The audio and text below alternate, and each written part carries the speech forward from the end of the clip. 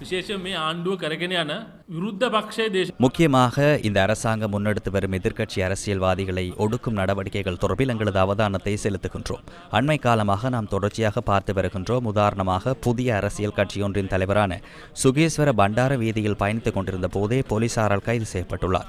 அவருக்கு நாட்டை விட்டு ஓடவோ அல்லது தலைமறைவாகவோ எந்த தேவையும் இருக்கவில்லை.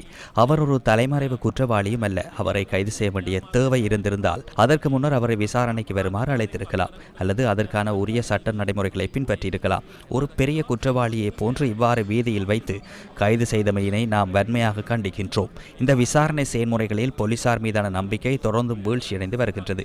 எதிர்க்கட்சியில் உள்ள அரசியல்வாதிகளை அச்சுறுத்தவும் அவர்களை பயமுறுத்தவும் இந்த அரசாங்கம் அதிகாரத்தை பயன்படுத்துகின்றதா என்ற கேள்வியே எமக்கு எழுகின்றது. රාජ්‍ය බල යොදා ගන්නවාද කියන ප්‍රශ්නය අපිට තියෙනවා.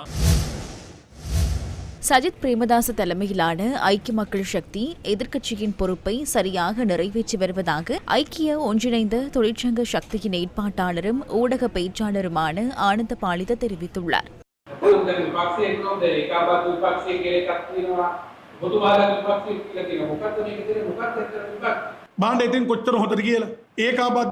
நான் எவ்வளவு நல்லது என சொல்கின்றேன். இணைந்த என கூறப்பட்டுள்ளது.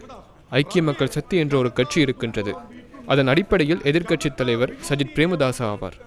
அரசாங்கம் மக்களுக்கு வழங்கிய வாக்குறுதிகளை நிறைவேற்றாமல் மக்கள் விரோத செயற்பாடுகளில் ஈடுபடும் போது அதனை தடுப்பதற்காக முன்னிற்கும் குழுவே எதிர்க்கட்சியாகும். அதனை சஜித் பிரேமதாச உள்ளிட்ட ஒட்டுமொத்த எதிர்க்கட்சியினராகிய ஐக்கிய மக்கள் சக்தியினர் சரியாக செய்து வருகின்றார்கள். அதில் எந்த பிரச்சனையும் இல்லை. என்ன பிரச்சனை? உங்களுக்கு ஒரு பயம் இருக்கின்றது. ரணில் சஜித் சந்தித்தார்கள் என்பதுதானே உங்களது பிரச்சனை என்றே நான் நினைக்கின்றேன். සජිත් මහත්තයා හම්බුණා කියන එක නේද ගැටලුව. එකතු වීමක් වෙන්නේ නැහැ නේ තාම සජිත් මහත්තයා තාම වචනයක් දීලා නැහැ නේ මෙන්න මෙන්න ඉන්නවනේ තාම. නෑ මොකද්ද වචනේ කියන්නේ? එකතු වෙනවද මොකද්ද? எதற்காக இணைய வேண்டும்? ஊழல் நிறைந்த அரசாங்கத்தை தோற்கடிப்பதற்காகவே. இதனை காலம் தாழ்த்தும் ஒரு தந்திரோபாயமாக நீங்கள் பார்ப்பீர்களாயின் அதனை தவறான நோக்கில் பார்ப்பவர்கள் இவ்வாறே பார்க்கின்றனர். எதிர்க்கட்சியின் செயற்பாடுகள் தொடர்பில் தேசிய மக்கள் சக்தியின் பாராளுமன்ற உறுப்பினர் சமந்த ரணசிங்க கருத்து வெளியிட்டார். குறுகிக் கொண்டு செல்லும் எதிர்க்கட்சியினர் முணுமுணுக்கிறார்கள் அல்லவா, சத்தம் போடுகிறார்கள், கத்துகிறார்கள், முனகலிடுகின்றனர். அதனை நீங்கள் பெரிதாக எடுத்துக்கொள்ள வேண்டாம். எங்களை விட அவர்களின் குரல் சற்று சத்தமாகவே இருக்கின்றது, அவ்வளவுதான். எங்களை விட அவர்களால் சத்தமாக கத்த முடியும். கடந்த நாட்களில் உலக சந்தையில் எரிபொருள் விலை பிரச்சினை, உலக போர் போன்ற சூழல்கள் ஏற்பட்ட போது அவர்கள் மிகவும் மகிழ்ச்சியடைந்தனர். தங்களுக்கு ஒரு சாதகமான காலம் வந்துவிட்டதாகவும் மக்கள் வீதிக்கிறங்கி போராட்டம் நடாத்தி தங்களுக்கு ஆட்சியை ஒப்படைப்பார்கள் எனவும் அவர்கள் மிகவும் சந்தோஷப்பட்டார்கள். ஆனால் அவ்வாறு மக்கள் ஆட்சியை ஒப்படைக்க மாட்டார்கள்.